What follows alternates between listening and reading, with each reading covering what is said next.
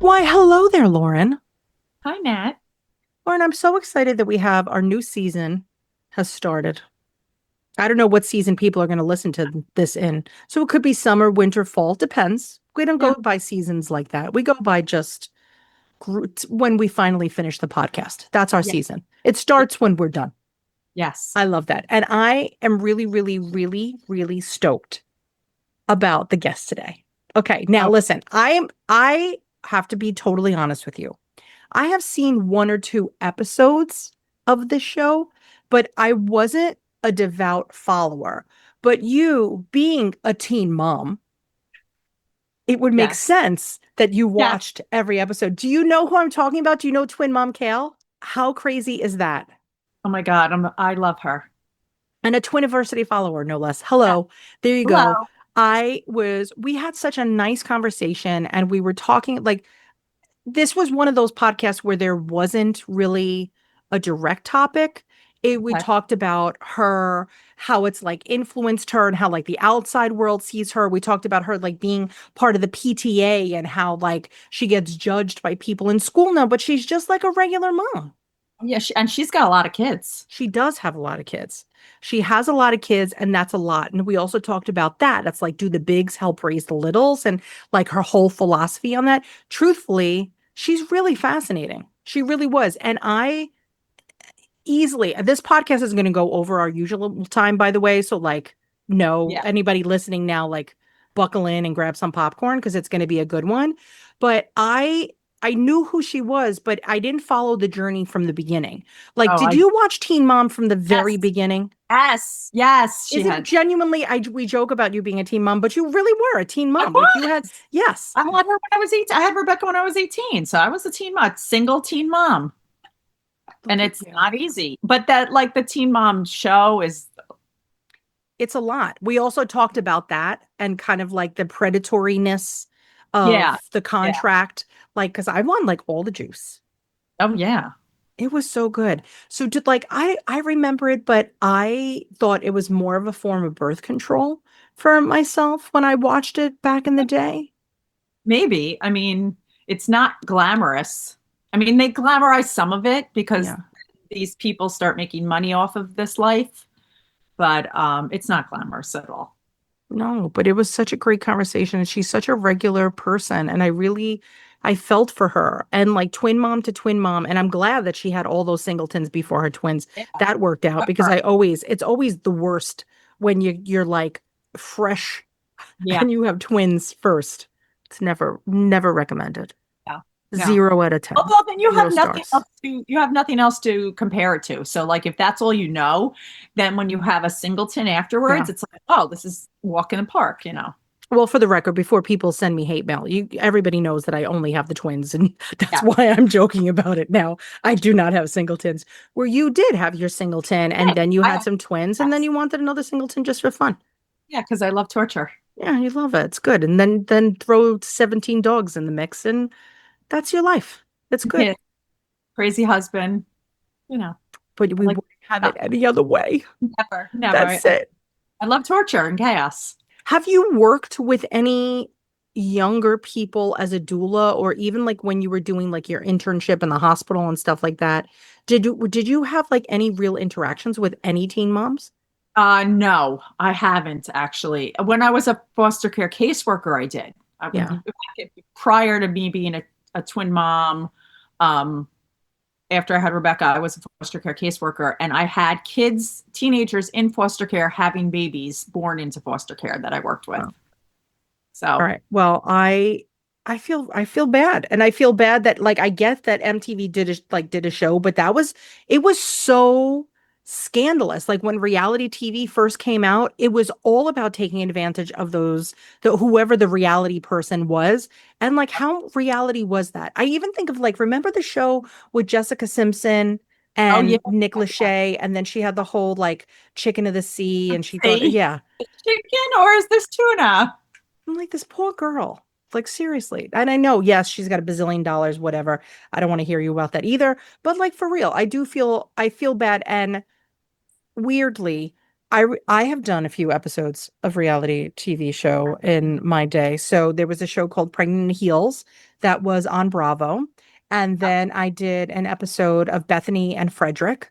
So I did that too. And the very, very first one that I ever did was the Pregnant in Heels. And I remember the mom's name was Corey. I'm still traumatized, Lauren, like literally still traumatized.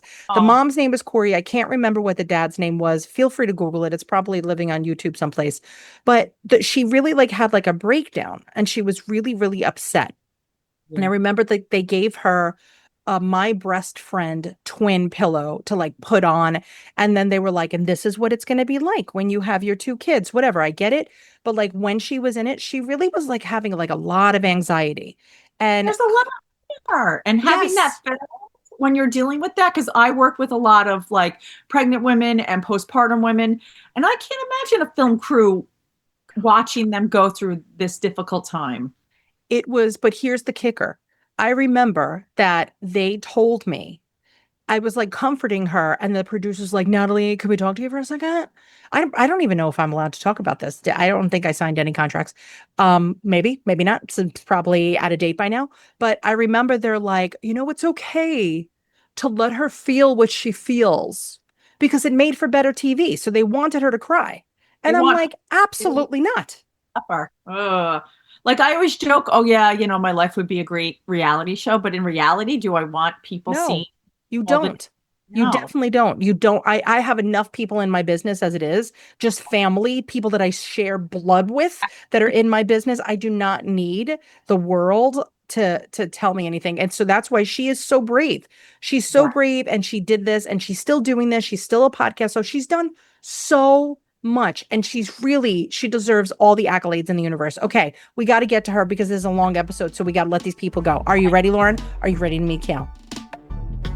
All right, guys, here she is. Cheers to you, Kail, for finally Cheers. getting this podcast off the ground. Yes, finally. Attempt number 956. Take one. I'm glad that you've had good spirits about it though, because I felt so bad when we tried to connect last time to record this and my internet went out. So it's been a long time coming. Listen, a lot of things happen. The internet gods are not always smiling on us. They do 98% of the time. But I Right. was so excited to talk to you last time, and now I feel like I'm even more excited. But now I feel like I've done so much homework on you on board. So now Oh, it's okay. like, oh, that's what it is. So now I was so stoked before, and now I'm like, you know what? We're going full twins. Yeah. So you've had a few kids, just a few. Just a You've had couple. a cup full of children, and Mhm. your twins are your last two. Yes, which is so funny because when they hear that I have 7 kids, they're like, "Oh my God, you have 7 kids? Did you birth all of them?" And I'm like, "Yes, like I carried every single one of them, and my last two are twins." "Oh my God, you have twins?" Like they're just absolutely mind blown. And for me, it's normal, right? Like it's just my every single day. And so it's funny when other people react to it because it's just normal for me. And it's normal for a lot of people with big families. I mean, I think that there's quite a few families that get a twin set in a batch. Eventually, they're going to show Right. up. And then every year, as we get older, regardless of how many kids you had before, your ovaries have like a garage sale and they start shucking out all the eggs. And that's how we end up with twinnies. So, yeah, Yep. so it's not a shocker on many reasons. So, Right. statistically, you probably should have had twins earlier just based on the number of kids you had. However, it was meant to be.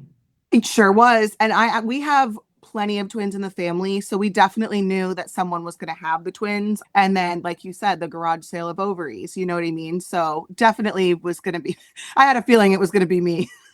Oh my God. But to go back to the beginning, right? Of how did you even choose to share your life on television? Like, what was that decision? When, like, yes, of course, it was like, that must feel like 75 lifetimes ago as well. It does. It's weird because it feels like yesterday, but it also feels like 16 years ago. And so it's just that weird, I don't know, like Twilight Zone. I don't know. So I was desperate, truly. And I don't think that I really thought about all of the ramifications or I'll call them consequences of what being on TV comes with. I wasn't thinking about that. I was in a place of pure desperation. Like I found myself pregnant. My mom was so unstable, moved into a hotel. What am I going to do with this baby, right? Like, what am I going to do? So I just happened to see 16 and Pregnant season 1. It was, I believe it was 6 girls. They were airing those episodes weekly on MTV. And so I was already pregnant. I don't want anyone to come on here and think that I got pregnant to be on TV. I was already pregnant. And so I went on MTV.com and it said now casting for 16 and I don't know if it exactly said 16 and Pregnant, but it said something about casting if you're a teenager and you're pregnant. And so that was what I ended up doing. I just sent, I think it was like a little paragraph explaining my situation, and the rest is history. That is interesting timing. But Mhm. did you just sign up, or did you have anybody that's like, let me read this for you? No. You just went in. So the thing is they literally, and one thing about TV, so I have certainly not done anywhere near as much television as you have, but I know that every time I've done it, it makes me say, why did I do this again? Mhm. Because it's been reality shows, right? So the thing is too, it's all these pregnancy reality shows I was on. And then every time I'm on, there was always like the very first time I did something, there was this family that was expecting their 20s, and the producers were like, you should let her know that she's not ready for this. And then she would like start to cry, and I'd be like, no, like there's no crying in baseball. Like, calm down. You're just having twins. Like, relax. And the producers are like, no, cut. We're not doing this. Let her have her emotions. I'm like, no, this is a real human. So Mhm. that's why me and TV aren't friends. Because I won't let somebody cry in my presence if there's something I could do about it. When they were taping with you and being Mhm. so young and not having people in your corner, do you feel that they painted this really ridiculous picture? Or do you feel like, no, now looking back, you're like, no, that was pretty accurate? I think my 16 and Pregnant episode was pretty accurate. The circumstances were very accurate. My mom was living out of a hotel. I moved in with, my boyfriend at, 17 years old. Like, that was all very real. I think that when you start moving into teen mom was where it started to, like, they had to do more producing. Yeah. If that makes sense. Mm. All right. So then when they had to do the more producing, since it then took this evolution, did you Mhm. have any guidance then? No, I never had a lawyer look over a contract at any point until I was probably deep into my 20s. So, I mean, all the parents that were involved signed off on us doing this without a second glance at the contract. It was just like signing. Well, fast forward. Would Mhm. you let your kids do this? No, I would, you know what? No, I wouldn't, not as teenagers. I wouldn't. If they want to do reality TV in their 20s, I mean, that's their prerogative. I would warn them, and let them to know to proceed with caution. Yeah. But I would also make sure that they're, having their contracts looked over by an attorney. I mean, I don't even do a brand deal on Instagram now without an attorney looking over my contract, because Yeah. I don't want to get tripped up. Even when I left the show, I had no idea. And I don't think I've ever talked about this, but I didn't even know that there was several loopholes for me to leave the show, right? Like, it was my choice. I decided to leave. I thought that I was under contract for 12 months following the last air date, but come to find out there was another extension beyond that. And so me not having, and that was with an attorney, right? Like, I didn't know that was there. And so I actually wasn't free of my contract for 2 years after the last air date. And so just things like that you overlook, and when you're not in the position to even think about leaving a show or leaving Yeah. a job or whatever you're contracted to do. And so I would just make sure that my kids are covering all bases, have not Yeah. one lawyer, but maybe even 2 lawyers look over it, just to fully understand what they're getting themselves into. It's a lot. And I also think it was the time, like the time Yeah. you did it, like that. Mhm. It seems like not that long ago. It depends on how old everybody is that's listening to this, right? Because 16 years could be a whole lifetime for them. But Yeah. it was just a very different time. And all this was Mhm. so new, and Yeah. everybody was everything was new and shiny, and there wasn't the dark side yet because it Well, was so new that the dark side hadn't faced itself. I don't think anybody knew where Teen Mom was going, right? Like, I don't think anyone knew it was going to be as big as it was. And it was also at the peak of Instagram and, all of the social media, the real peak of social media, I feel like was around that time too. And so even people that had been on reality TV prior to that, I don't think could have warned us because, it was a really different time for sure. It really was. It was people were still posting pictures about their lunch. Like it was so like old. Like it's like but that's when Twiniversity was born. Like Twiniversity was born the same year as your first kid. So that's how old we are over here. Yeah, I actually remember finding out that one of the girls that I was casted with was having twins. And I was shook. Like I could not believe that I was, 17, pregnant with one. And I find out that and we didn't know each other at that time. I don't even think I knew her name. And they were like, yeah, one of the cast members is pregnant with twins. And I was like, no way. That's how we do things here at Twiniversity. We don't do things one at a time. That's for slackers. You slacked for a really friggin' long time. And then you decided that it was Overachievers. So let's talk about twinnies for a minute, right? So even before we press record, we were talking about how like it is very challenging for our singleton families to not compare their twinnies to singletons. There's a lot that goes into that. And we actually created a class that's called Twins After Singletons that literally is like, hey, listen, this isn't going to be the same. Please don't think it's going to be the same. But now you had your 5 pups and then your twinnies. Did things compare? So forget about comparing apples to apples now that they're a little bit bigger. But did you go into your twin pregnancy saying, oh, like I got this in the bag. I know what I'm doing. My uterus knows what she's doing. Like we know what to pack in a hospital bag. How was it different that time around than the first 5 times? No, I really went into it thinking I knew everything. I was like, it's fine. I've already had 5. What's 2 at one time? I really thought that I was fine. And then I wasn't because, it started with one being breech and then we have to do the C-section. We can't do, a regular vaginal delivery. We have to do all the special things. And then we had to think about the NICU when I went into labor on my own. And so it was right off the bat, I was very wrong. Very wrong. Well, surprise. This is what we tried. Nobody ever listens to us. We stay in the shadows at Twiniversity. Everybody's like, how does your business survive? I'm like, honestly, word of mouth. We've never spent a nickel on advertising because when you need us, we will be there. And we're okay with that. But I love that. Advertise. We're just here when you're ready, when you've come to your senses and realized it's not the same thing. So what do you think was like the biggest shocker of the differences? Like when do you start realizing like, oh my God, we're not in Kansas anymore. This is going to be something new.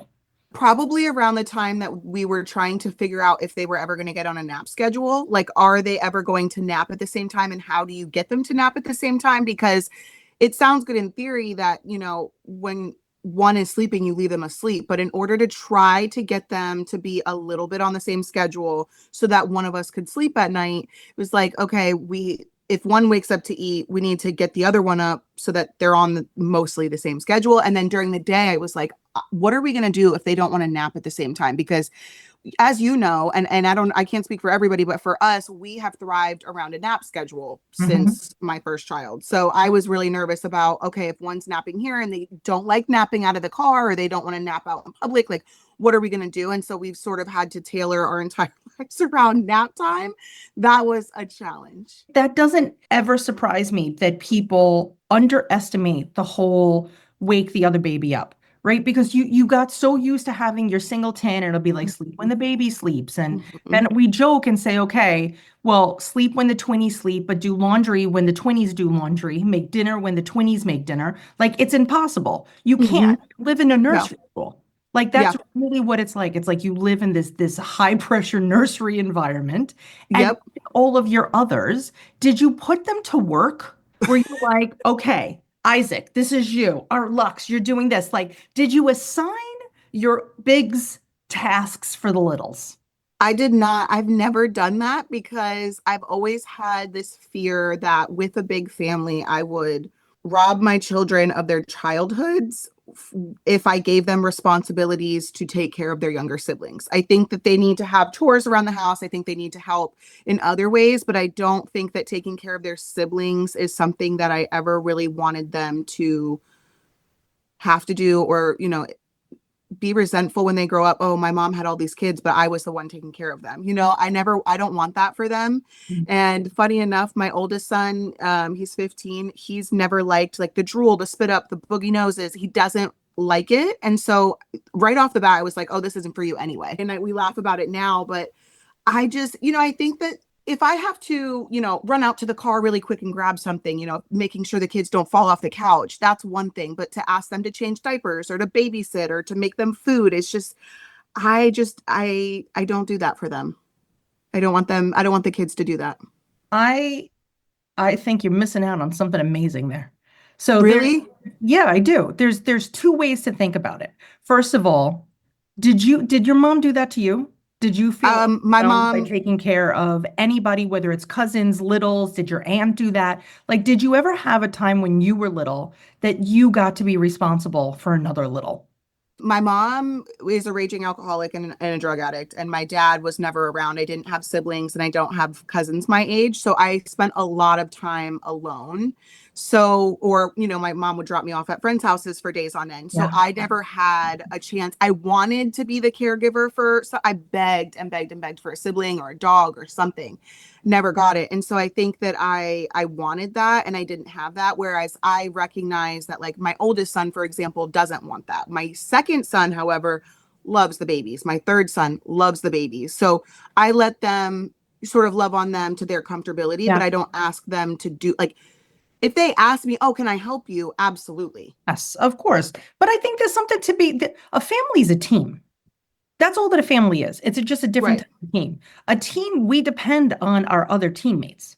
We don't let's say this was, I don't know any sports literally at all. I don't even know why I use that analogy because I'm just going to paint myself into a corner.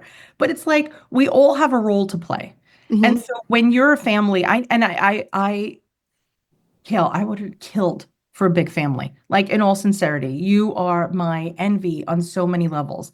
It was Oh, not in the cards for me. I wanted six, like minimum. I had a very, very bad pregnancy, very bad delivery. It's kind of how Twiniversity came to be. It's because I knew I was told literally within 48 hours of having my twins, I have to close shop. Like, that's it. You could never do oh, that wow. again. You will not live through it. I didn't even name my own children. I thought I was never going to meet them. I Oh, had wow. bad postpartum hemorrhage. But the moral of the story is if anybody's listening to this and you're pregnant, understand that I'm sitting here doing this interview. Clearly everything worked out okay. But in the eye of the storm, it was really like earth-shattering that like you're like, okay, this is just the first two, is what I Mhm. thought it was going to be. I'm like, all right, then we'll do twinnies again. Like, who better to have twinnies than a twin mom? Blah, blah, blah. Right, right. That didn't work out like that for me. But we have had so many guests on Twiniversity that have giant families, right? So I'm going to say 5+. That's what I'm going to consider giant. And if the bigs have to help the littles, that's just what has to happen because that is your that's your role in the family. And it doesn't have to be like go change his baby's diaper, but it could be when a big is making lunch, make a sandwich for your sister. You already got the bread out. Totally. Already like little things like that. And then looking back on that, we've also talked to families that were from big families. And so I got to meet twinnies, let's say, that were, baby A of a family of 11. And there was like I always say, because I always thought that sometimes with twinnies, we put too much on the other twinnie. And so Okay. I'm like, okay, do we give too much responsibility to the other 20? But all the women so far that I've spoken to, and definitely there's going to be exceptions to the rule, but everybody liked being part and having like their role. And it made them feel like they were contributing to their family. And this is their piece. If they have to go take a little to the park so that you could get laundry done or write an article for something or whatever, they didn't regret that. They weren't like, I'm Right. forced to do this. It's not the same situation where like you abandon them, God forbid, and they just had to raise the littles on their own. But I think that it made the people, especially girls of a family, which is tough for you. So girls of the family, they felt very like nurturing and really like their moms trusted them and like, oh my God, like that's like a big deal that my mom a bit trusted me. So I never want you to feel too bad. If there's something that the kids No, got to friggin' let them do it, man.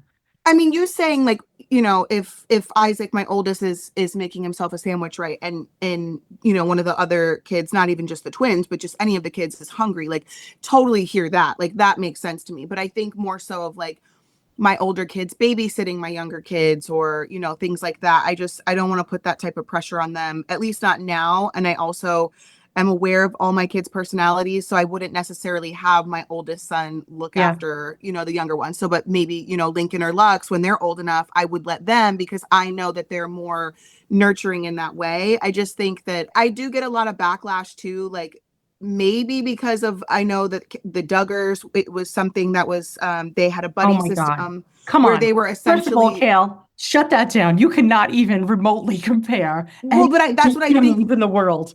That was I a think lot, that that family. people totally agree with you. And I think that a lot of people think that a bigger family automatically means that the Yeah. older kids are taking care of the younger kids. And so that's just what I'm getting Yeah. at is No, that, that's a whatever different they did for level. their right. Like whatever they did for their family has nothing to do with me, but I don't want to necessarily be compared to that situation Oh, because no way. there's very different. Yes. And so, I No, it's don't like have she my, had kids. Like she could not have had more kids if the bigs didn't take care of the littles. And by the correct. end of her pregnancies, like her uterus was literally dropping out her body. I don't even understand what that, not that I feel bad, like I'm not trying to be gossipy, but just like woman to woman, like did her sisters not sit her down and say, "Hey, Michelle, maybe we should put some of this birth control sprinkles in your medicine, like whatever, like in your oatmeal." But Yeah. I just never, and took I don't want, couldn't take it.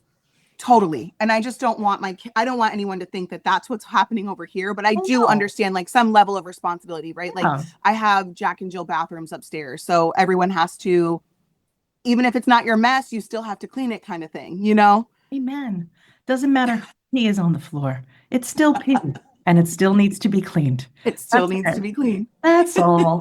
What would you say your parenting style is? Oh, wow. I'm a little mix of everything, I feel. There are certain things where I feel very hands off and I try to let them do. I'm very big on natural consequences, but I also do shelter my kids from a lot and don't really allow them to do certain things. So it's hard to say. I'm a mix of everything. And I didn't know, I just was talking to one of my co-hosts on my other podcast and she said that there's such thing as a lawnmower parent. Oh, what's that? A lawnmower parent is a parent who tries to remove all obstacles from their child's life. Interesting. And I have a really hard time with that. And I think about it so often. I'm like, oh my gosh, am I doing too much? Like, I'll give an example. One of my kids, he was late to school and long story short, the bus driver forgot to pick him up, right? So it wasn't our fault. And I called the school and I was like, hey, like, hate to do this, hate to be this mom, but you guys gave my son detention, but it wasn't him, it was the bus driver. And they were like, we'll do it this time. We'll remove the detention this time, but we can't keep doing that. I said, okay. And then I'm thinking to myself, should I have just let him do the detention so that he could experience it, so that he could understand what the consequence would be if he was late? And so I find myself constantly trying to remove obstacles from my kids' lives, and that's not going to benefit them in any way. It depends on what it is. Like that, honestly, I would have fought with that too. Because then the thing is that's just not just. That's not fair. Fair. Right. So the thing is like that's a different thing. Like if you then basically you're teaching your kids to eat bowls of poop. Like just do it like whatever. Like no, that one I would be setting a trash can fire outside of the school. Like I would have when Right. that would have been a deal breaker for me. But there's been Okay. times that you're gonna have to watch them fail. And Yeah. it's gonna gut you. It's gonna literally gut you, and you're gonna feel like your intestines are being pulled out of your belly button, but you have to just watch it. And even when they're little, sometimes you have to just watch it. And you're gonna be like, please God, just protect them. Just literally put a little net over these kids, but they have to experience some things. But one of the interesting things of it's not a parenting philosophy, but it's an interesting way to deal with things. And especially now that your kids are getting bigger. Mhm. And so instead of, And this is part of DBT therapy. I don't know if you've ever heard of like DBT, but DBT therapy is a type of therapy. Instead of being like talk therapy, like tell me about your mother, I want to know about your history, right? There's like so many different philosophies, but DBT therapy is skill building. One of the skills that you build are, instead of telling, and it's really for like parents should learn this too. And everybody listening right now, go Google DBT therapy. We can't take it, but our teens can take it. And so one of the things is that when your kids get too big, you can't force them. Like you can't force your kids to go to school when they're 16, right? You can't manhandle the kids and pick them up by their shirt, throw them on a friggin' bus. Like that's not something that you could do. But it's always a struggle because you get into these battles with your teens, especially. Mhm. And hello, this is where you started, right? And you're Yeah. so a teen signing contracts to be on national television, or Yeah. they could deal with not going to school. But instead of saying, you have to go to school, we were taught as the parents to say, okay, listen, you don't have to go to school, but if you don't go to school, you're not going to get into college. And I'm Mhm. not the one that wants to go to college. I'm not the one Yeah. who wants to be an engineer. I'm not the one who wants to do study abroad in Sao Paulo, whatever the heck these kids want these days, right? And Right. instead of saying you have to do things, then there's no struggle. You're just explaining the consequences. And I Mhm. wish that I would have known that earlier on when Okay. my kids were younger, because it's so friggin' smart. It's such a smart way to handle it because it's like, listen, I'm not battling with you. You're battling with you. Yeah. I'm here to support you and to just point you into the right direction, but I can't force you into any directions. And Right. nor am I going to throw my kids out of the house, right? So I'm not going to be like, under my house, under my rules. I'm not into that. I'm not throwing No, no. I'm not into So that either. I had yeah, a conversation with someone about that not too long ago. We were talking about how like we can't understand the parents that throw their teenagers out of the house, and it's like you would rather throw away a relationship with your child because you're not in a winning battle, I guess. Like you're not going yeah. to win the battle with your no, it's not worth it to me. I don't get it. I don't get it. Like, I think that's such lazy parenting to be Mhm. like, whatever. And then are they really ready? And then if they're not ready, guess who that's the reflection on? Not them. They're babies. They still have mushy brains, even into Yeah. their 20s. Yeah, I So agree with you. that's it. I gave my kids a deadline of when they need to get out. And I was like, I will not be pushing you out, but as long as you're in school. Like if Yeah. you're in school and I'll give you a hot minute once you graduate. But I feel like my son is gonna he's gonna stay in school because he's got it so freaking good. Like, why would he leave? Right. My daughter's out already. She already moved out. She was like, sorry, Nara, I got this. Yeah. I'm gonna do my own thing. But my baby B, he's like, I'll be here for at least another 7 years. And my husband and I looked at each other and we're like, we didn't sign up for this. I was like, what happened here? Like, that's it. But But we did we sign up for it though? Because I feel like we did. no. I'm at the point where I'm like, my kids can live with me until they're 30 because this economy and society is just absolutely Truth. insane. So it's like, if you're working and you're productive, you can live with me as long as you want. But if you're not a working member of society, like at that point, you're not getting your trust fund. Well, I'm gonna guess that you have probably a few more square feet than I do in our tenement apartment in Lower Manhattan. So yeah, so my Yeah. 50 square feet. I'm very excited Okay. to shoo them out as quickly Be an as empty I can. nester. Yeah. I've been teaching Twiniversity classes since your first was born. And I remember that it was a big epiphany to me. And the how Twiniversity started is that literally the day my 20s walked into kindergarten, I didn't know what to do with myself. I had no idea what to do. And my son at the time, my one who's staying home for another 7 years, he was in a lot of different services. So he was in speech therapy, occupational therapy. So we had like 20 plus hours of therapy a week. So if I went back to work, I would not be able to take him to all those. So I basically decided to stay put, and that's how Twiniversity was born, is I had to do something to fill the time when they were at school. Right. But I remember when I started teaching classes, I also felt like a very imposter-y syndrome, being like, what the heck do I know? But I certainly did know a lot about pregnancy and stuff then, just from my own life and then studying. But I remember that at the end of every class, and still to this day, at the end of every class, I say, we need to remember that your job is temporary. You're going to be a full-time parent, but it's our job to raise them so that they could be good, productive members of society and not be YouTubers that live in our basement.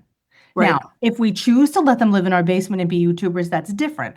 But it really is like your job to make good humans. And you Mhm. get to rent your kids for 18 years. And the reason why I was always talking about this, it was really about like building like a stronger bond with your partner. We forget our partners so often, especially with 20s. It's like you're in this whirlwind. But at the end of the day, are you still going to want to sit next to that person on the couch that you started this whole insanity with?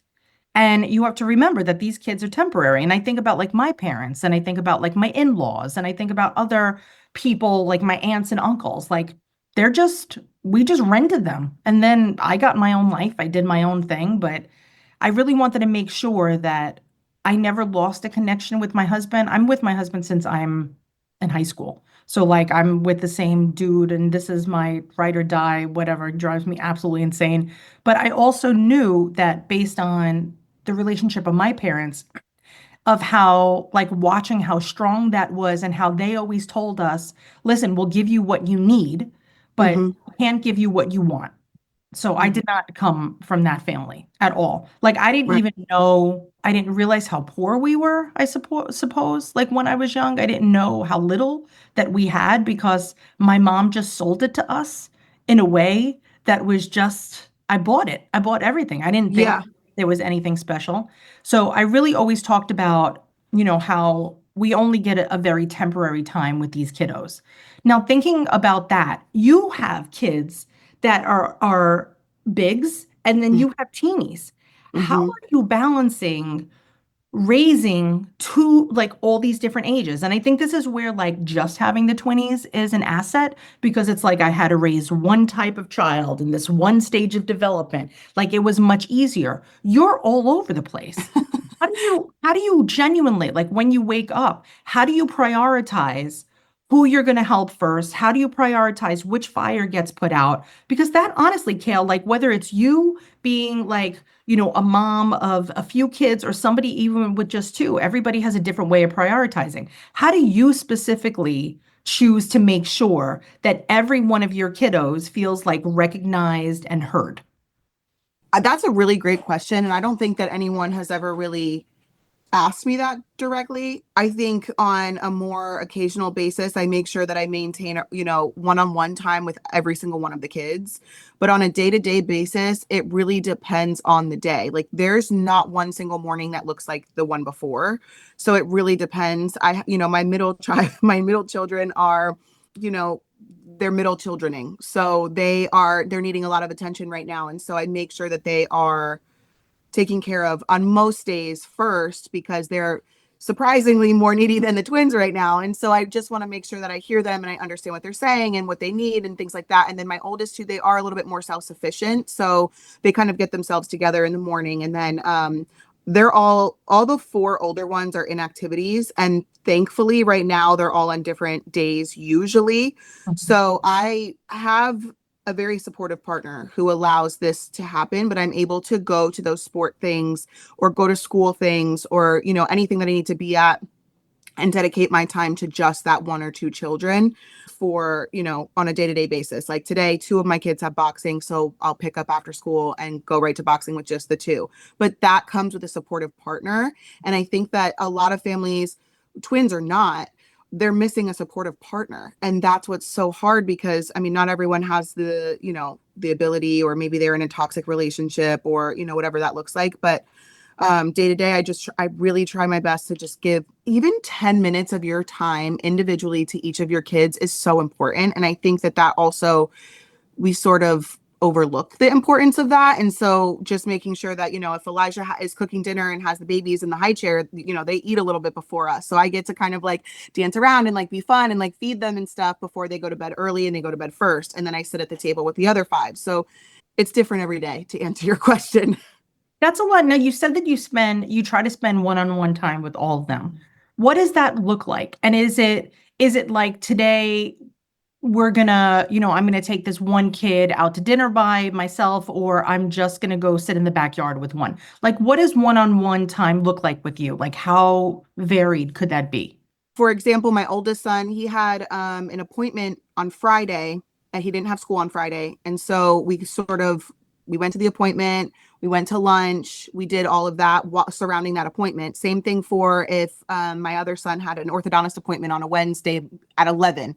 So unfortunately, you're not going to school after that by the time the appointment's over. So again, go to lunch, kind of take that time to spend the whole day. And he gets a note from school, so that works out. And so stuff like that. But also my second oldest son, he's a big sports kid. So he wants to shoot around basketball a couple minutes every day or every other day. I can make that work, or Elijah will make that work and go outside with him. Yesterday, I was reading my book while he took, the kids outside, and he was, shooting basketball with them. So it looks different every day. The twins is different because one of my twins is in therapies 3 times a week. So, I get to sit one-on-one with him and, with the therapist. And so that's different. And then, Valley, my twin B, she's walking more now. And so I'll take her around a little bit and walk around the house with her. So it looks different for every child. It really does.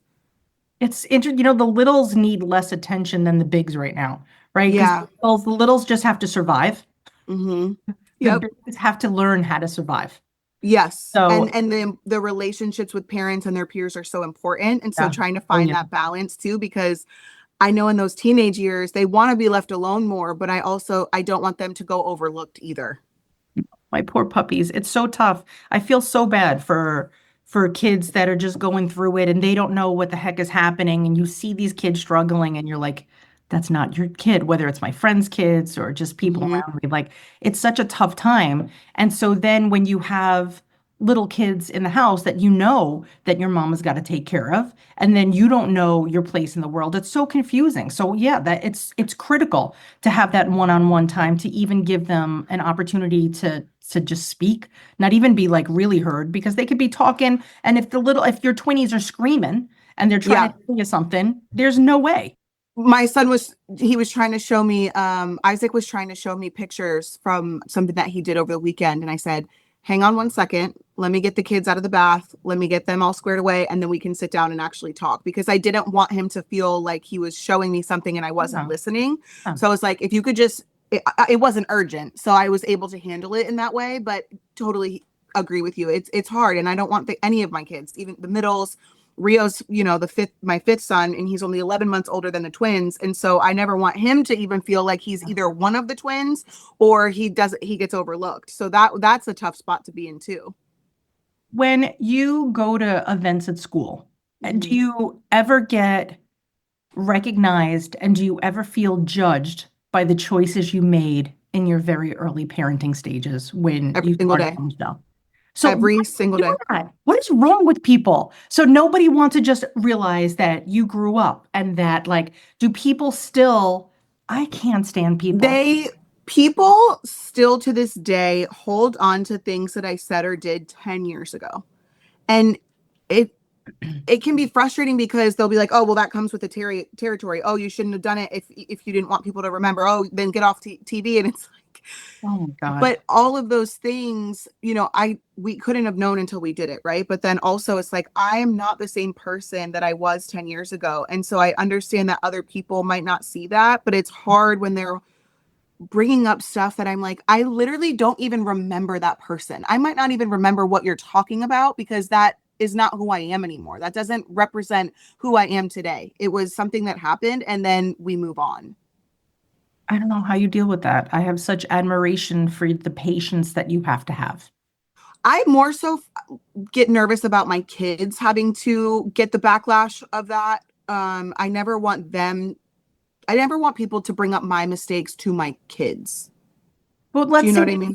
But they're gonna. That they're going to. What's the conversation that you have with your kids to explain that?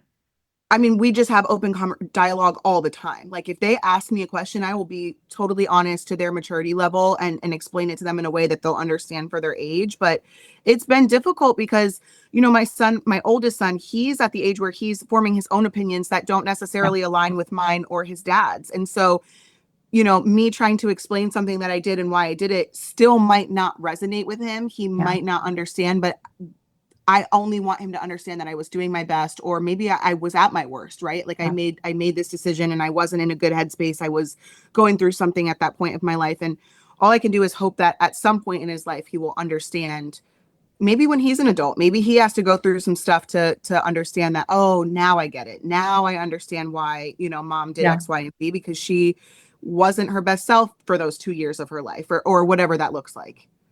But it's So, like, you could even, for those kids, you could be like, hey, 2 years ago, or when you were in sixth grade, don't you regret things that you did in sixth grade? So this is just an adult version of it. right, That's all it is. exactly. Exactly. I don't know what to tell anybody, but I think about everybody that's on reality TV and how, as they say, the internet is written in ink, right? Like the TV is written in ink. And the producers don't have people's best interests because they just want the ad money. They just want to basically, they want the sensationalism. So it's like whatever anybody sees on the show, odds are, was not those shining moments. Maybe if you're lucky, you had a producer that threw in some shining moments to kind of balance out the storyline. But it's so stupid for people to freaking think that that is like reality. These are like adults that are in school with you, that are on like the PTA. Like that Yep. frustrates me for you. I was hoping that you would say, everybody knows, now that everything, all the skeletons are out of the closet about what reality TV really is like. Like I had hoped better for humanity and you just crushed my dreams. Sorry. So, I mean, I'm not going to say Okay. that everyone looks at me and they're like, oh, Kail, you did this, and this. There are definitely people in my community that I think meet me and they're a little bit surprised because they didn't know what to expect, or, they've seen certain things on TV or they've seen certain things on the internet. But, now I'm like, anytime I post something on the internet that I'm not proud of, I'm like, okay, that is a regression of my progress, right? But that's not who I am. I've been working really hard to not post, all kinds of wild stuff on the internet or talk about co-parenting on the internet, and really only talk about co-parenting in terms of like a real discussion for, people who have experienced co-parenting or divorce or whatever. Yeah. But people want to hold on to, well, oh, you used to post about this person or that person. And it's like, okay, but I'm about to be 33. Like I'm not 25 anymore. There's a huge difference between 25 and 33. It's not even just it's how much stuff happened between 25 and 33. It's not even just the years. It's like you could have had boring years and didn't evolve much. I mean, we both know plenty of people that just stayed still. Right. Yep, and then 100%. people who are actively trying to be better every day, whether it's for themselves, their partner, their families, their community, their work, whatever. And it just kills me that people think that we're the same person as we were yesterday when everybody is different than they were yesterday. Right. But because you were on TV, everybody just wants to keep you in that little stupid box and just be like, oh, whatever, you did this. Like it makes me sad for you that you have to deal with that on top of all the regular everyday things that we all have to go through. I always wonder if people who are so fixated on like re-highlighting someone's mistakes over like chronically online or chronic TV, reality TV watchers, right? Like they're the ones that the troll type of person, right? Like, are you okay? Do you know what I mean? Like, are you okay? Have you evolved? Because I don't think that happy people and successful people who are doing better than me are necessarily the ones talking about me. And so I just wonder, like, are you okay? Like, what made you like this? Like, I have some level of empathy because I'm just like, there has to be a reason why you're like this. It's hurt people hurt. Hurt people hurt. It is literally, my bestie says, anytime I say something very mean to my bestie, like literally digging her, she has this really ugly yellow sweater. I'm going to make her listen to this episode. And she looks like she belongs in some weird kind of cult that is in the middle every time she wears this sweater. And I make fun of her savagely. But that's different. But then she always says to me, Nat, hurt people hurt. So I'm like, you're right. That's it. Yes. People hurt. But she'll use it for that stupid sweater. And I'm just like, why are you wearing this? Why would you do that? It's not like we don't see each other. What's going to happen. It's she's going to pop up. My trigger. She's going to pop up in Florida with the sweater on. Kail, I would not be surprised if she wraps it up for me for Christmas, and then we're going to have like a burning situation in a trash can in New York City of like the yellow sweater. I can't stand it. I really can't. He's going to gift it to your daughter for Christmas. My daughter would love it. That's the horrible. It's like the style that my chick would totally be into because it's like so bad and she's like so artsy with 97 holes in her face, right? So she would wear that, especially knowing how it would bother me. because that's my kids and Yeah. I expect nothing less from them. But Nothing less. it gets to be so much fun. And I really do. I have so much envy that you get to watch all these kids grow up at different times and you get to have the front seat to their reality show of awesomeness and you get to watch their mistakes and you get to bring it up 10 years later if you choose and knowing that it's secretly in your back pocket when you need it. But I'm so excited for you and I'm so happy that you ended up having the two at the tail end. But know Mhm. that, this could happen again. Like once this happens and once your ovaries know what's happening, if you have more, you know that you have a higher chance now of having more. Well, I got my tubes out, so there's not going to be any more twins. That's But very disappointing. That's we it. Now we have joked to about adopt. that. Now you have We to said adopt your next step. That's it. we said, oh, if we got pregnant again, we'd get triplets. So we were like, no, this is probably it Okay, for we us. have that. We have that in our group. So Do you? yeah, we have somebody who has twins, triplets, and like a handful of singletons. And then we have a lot of people that are a lot of multiples, like multiples, or twin Okay. twice is the hashtag if you ever wanted to see it on Insta. So twin Okay. twice is it, but we have a Twiniversity team member that's having her second set right now. I think she texts me before she texts her partner because she just got the ultrasound and she's like, "You're not going to believe it." I'm like, "I believe it. I've been telling everybody this for 15 years. Nobody wants to listen to me. All of a sudden now it's real because it happened to you." Like, I didn't know Yeah. about that before. Yeah, I kind of know what I'm talking about when it comes to a lot of different things, but yeah, nobody listens to me. It's like Twiniversity sometimes feels like I have thousands of children. I'm telling you, I'm trying to give you good advice. You, of course, don't have to take it. You take whatever words I say, you mold them into how it's going to fit your family, but then don't be surprised when you were like, "Oh, I should have listened to you. Oh, you were right." I'll be like, get in line. Get in Get in line. line. I had a nickel for every Yeah. time somebody said, "Do you think I'd lie to you? Do you think I started a business just to create lies and make everybody have horrible lives?" I said this the first time we tried to record this podcast, but and maybe some twin moms will disagree with me, but I loved having twins so much that I do wish that like the people I love could experience twins. And a lot of people are like, "Don't wish twins on me. I don't think I could do it." And I always thought, oh my gosh, like having twins as my sixth and seventh babies is crazy because I already have 5, right? Yeah. So if you have twins first, you don't know any different. So if you have singletons after that, you don't know any different. I love having twins so much that one of my good girlfriends, when she got pregnant, I was like, "I hope it's twins. Like, I really want you to have," and she's a twin, so she wanted twins. So, and so I just love having twins so much. It presents its own set of challenges that are different, but I wouldn't change it. And I love it so much. I am with you. I don't wish twins on people unless I actually really, I shouldn't say this, but it's too late. Unless I really care about them. Right. Same. Like, I'm not going to wish twins on someone I don't like because that's Right. not, I love my twins and I love the bond they have. There's just something so sweet and special Yeah. about twins. And obviously I love all my singletons, but even the bond between the twins and my singletons, I just can't describe it. And so I want people I love to experience twins. I agree. Whenever somebody in my family is expecting twins, I get so excited. So Mhm. excited because I'm like, finally, you're going to understand what I do for a living. Because nobody understands what I do. Yeah. Like, No, I literally, get it. nobody has any idea what my job is. If you ask my mother, she would say, "Oh, my daughter wrote a book." Or if you ask my aunt would be like, "Oh, she teaches classes." If you ask my husband, I don't even know what he would say. Like nobody knows what I do because Yeah. I do so many different things, but it's all centered around multiples. Mhm. So it's like pick whatever label, even the government.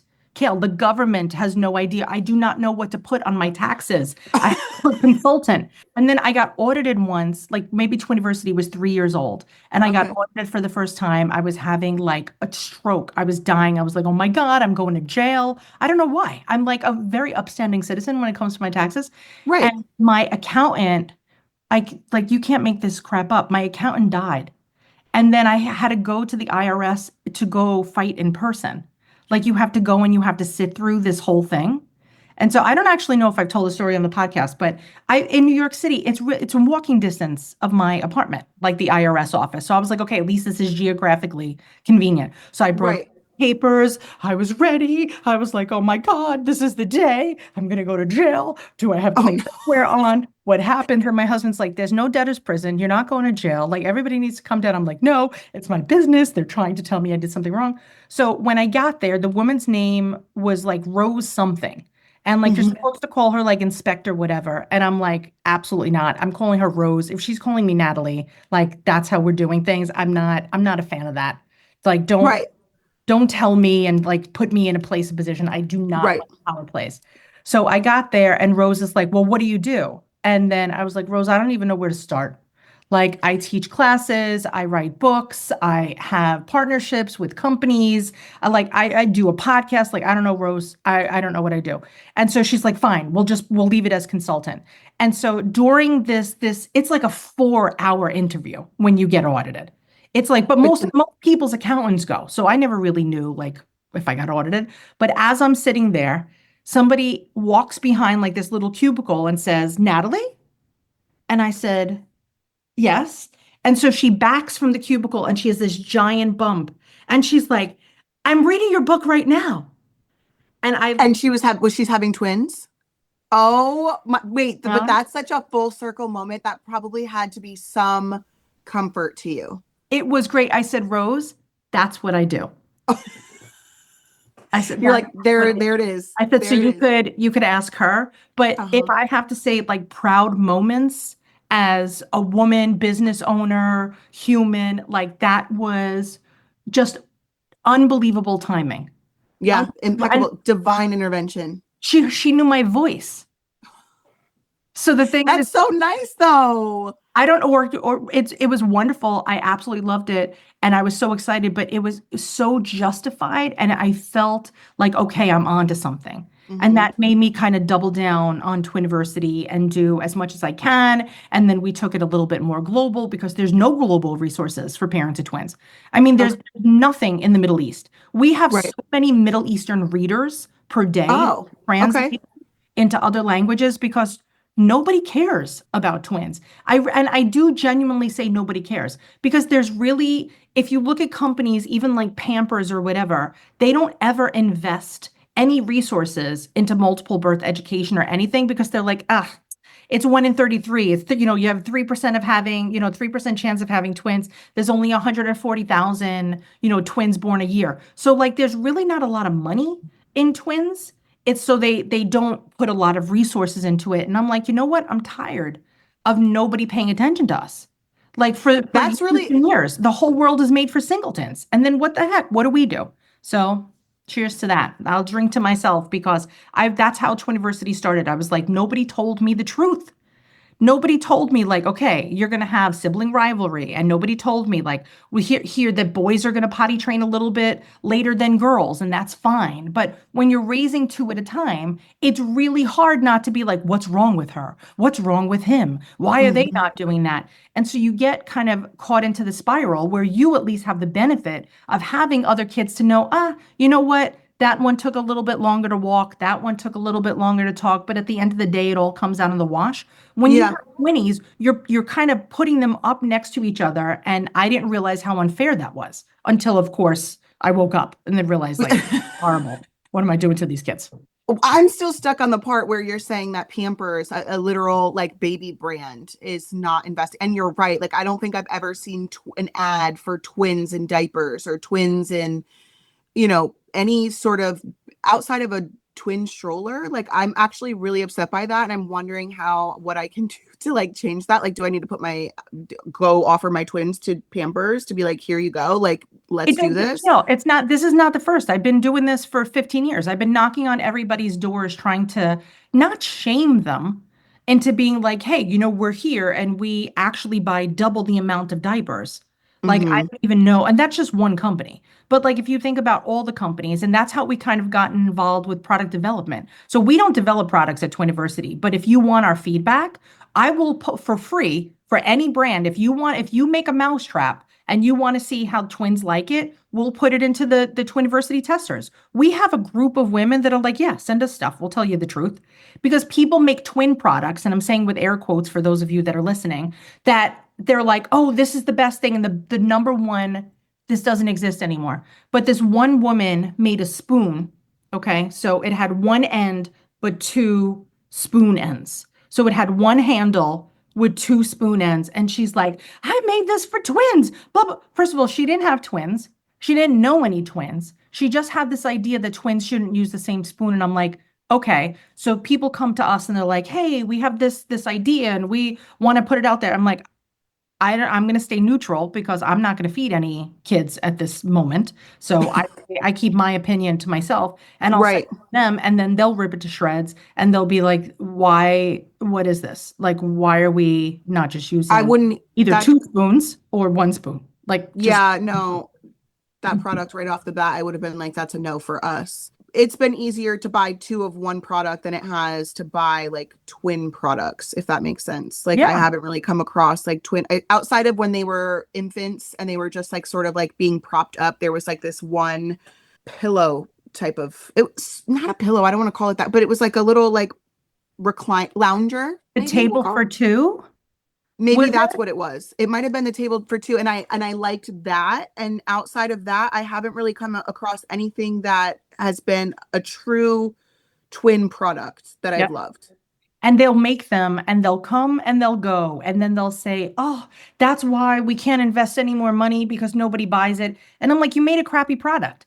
You didn't make a product for us. You made a product for you that you thought that we would use, but yet nobody asked.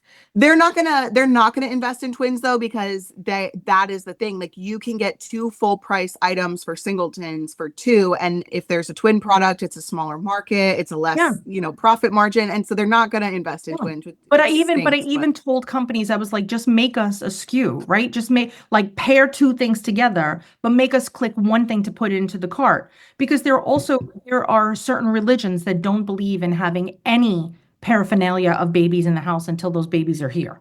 So there Okay. are so like culturally, I think about in New York City because we have every religion under the sun. I know that there's families who won't prepare their home and they won't get stuff. So I'm like, could we at least make this easier so they could click one button and have it sent? So sometimes like companies like Baby Trend, I have to say they became the most twin friendly out of everybody because they made one tab that says twins and it's like, go there. Here's everything that's going to be most appropriate for you. You could look at the rest of the website later, but nobody else does that. And so that's really what we do. It's like, I would never say that no, I would say I'm an advocate for that. I'm totally an advocate because I hated feeling like the leper of the parenting community. Yeah. And No, that even makes like, yeah, like where am I going with my double stroller? Like I could never go through like the aisle of like Walgreens or whatever if I needed to go get whatever. Like I couldn't fit through it. It was really frustrating. And so that was it. That was kind of, I threw my hat into the ring. It wasn't for anything more than for people to say, listen, I feel you. I'm going through the same thing. And I Mm-hmm. always say that our tagline at Twiniversity should be misery loves company because that's what it is. It's like, just make me feel normal. Just make me Yeah. feel normal for 10 minutes. Yeah. Because my duo are out of control and who just, bit somebody. And it's like, who's sucking on the other one's nose thinking it's a pacifier and now the Yeah. other one can't breathe. Like there's so many stupid thing that happens that it makes us feel so good knowing that we're part of this community. Do you feel that the twin community is different than the singleton community? Do you feel like you were embraced by us and all the other twin people in the world, or do you feel like it's just two singletons at the same time? I have not been heavily immersed in anything twin related outside of, I guess, the twins in our families, but like outside community, like I haven't found a sense of community in the twin family at all. Oh, If that, no. I don't really, I mean, outside of Yeah. Elijah's mom is a twin. I have cousins that are three sets of cousins that are twins. Elijah has cousins that are twins. Outside of them and, our friends that have twins, there's not really, no, I would say no. I don't know if it's because Good like for I've been on you. TV. I don't know if it's No, because we like, don't care about that. Come on now. I don't know. I mean, Twiniversity, yes, of course. Like, I think you guys were one of the first people to ever reach out to me. But in terms of like everyday community type of deal, like, no, I don't hear, and I don't really hear from anyone that has twins outside of the ones that we literally know. I'm very disappointed in us. This is not a good thing. But That's maybe after this, like maybe there are people who stopped watching Teen Mom and don't even know that I have twins. Like they couldn't have reached out if they wanted to because they didn't know. We get stoked when we see that we got another one. Like whoever it is, I'll be like, Hillary Swank, add it to our bucket now. That's it. We're gonna add it to the list. That's that. I get really excited because I think that there's different, of course, there's different celebrity status, but the ones that are high up there, I love to find out they're having twins because they're going to get cut down right at their knees. Like it doesn't matter. You could do whatever you want. You could have all the nannies you want in the world, but for real, I always say it's like the great equalizer of having twins. It's raising them yourself, I should say, because we certainly know that there are plenty of people who are like, I have, a nanny for each child of the twins, and then I have a driver for the bigger kids. Like there's definitely people that are not in that circle. They probably will never be a guest on this. We'll probably never even ask them, to be honest with you. Because we only want people that are real people that are part of our family. But you're part of our family. And I'm very sorry that if you feel, I'm shocked that like more people with double strollers don't come up when they see your double stroller. I will say though that I don't really take my twins out because in public really around here. Maybe when it warms up. Do that. And then you'll see we should find you. We find each other weirdly. And also, interestingly, when you're having like small talk conversation, bring it up sometimes. It is weird how many times I have either sat next to another twin mom on a plane. I have sat next to another twin parent at an event. And it was just like, that is no longer coincidence. But I'm telling you, like Kail, in weird places. So like at music festivals with hundreds of thousands of people, and I set up my chair here and I'm just crocheting and drinking quietly, enjoying some music because I'm old now, right? And then somebody sits next to me and then they end up being maybe 10 years older than me and their kids are 20s. Like it's just weird how the world gives us a little magnetism towards each other. I think you have to maybe get out there a teeny bit more 20s to see that. Because it definitely exists. And I'm not the only one. Like literally, I'm telling you right now, I'm disappointed that you haven't had it because it's one of the most freaky, fun things that happens as a mother and as a woman. Well, I'm excited for it. I think once it warms up, I just think that people are afraid to approach me. Like if they know who I am, some people freak out and some people are very afraid to approach me. So I think that's part of it. Well, but we'll see. We'll see this summer, this spring, when it warms up, we'll see what happens. We will try to get this episode to air earlier now. Okay. I'll put it earlier in the season so that by the time it does warm up, they heard it and they know they can talk to you. I love it. Kail, you're the best. You are the freaking best. And I'm so happy that you finished your parenting end with kind of bookend 20s. Good for you. And you're doing so good. And understand, I would be the mom at the PTA that will protect you from all of the other mean moms. Because that's how we do things. And I'm sorry. I appreciate you for that. That's okay. And remember, just keep remembering, hurt people hurt. And think about my best friends yell, I'm going to text you a picture of that sweater so you'll see what I'm talking about. Because you'll be like, yeah, I agree with you. Those buttons are very disproportionately large. They are. Inflation. So I haven't even seen it and I already know. I trust you. I'm so excited right now. Thank you for having me. My day. Don't be ridiculous. And we're going to put links to your shows and stuff below. So we'll have a bunch of resources for people who still want to stalk you. But I really do. I hope that this becomes the change into making you feel more a part of our weird little community because it's really awesome. And I'm happy that you're part of it. So thank you. Thank you for having twins. Yeah. Oh, anytime. Thanks. Anytime, I guess. All right, guys. So for those of you that are out there in listener land, if you need anything from Kail or I, you know how to find her. We're probably two of the easiest people to find on this universe. Slide into our DMs. We love it. But leave the hate at home. Nobody needs it. We have enough. We have enough of that probably within our own little heads right before we go to sleep. So we're good. We're good. Yes. Everybody. But yes, I honestly, Kail, I can't thank you enough. And for the listeners, I can't thank you guys enough because I can't believe that people still listen to this. Like, seriously, I always think that it's going to be like 3 people and it's me listening to this just to make sure the audio was okay when I said that. But it is remarkable how big our community is. Yeah. It never ceases to amaze me how good we are to each other, and I hope that this just starts the goodness train for you. So, Kail, I love you, girl. I'm so proud of you. Thank you. Thank you so much.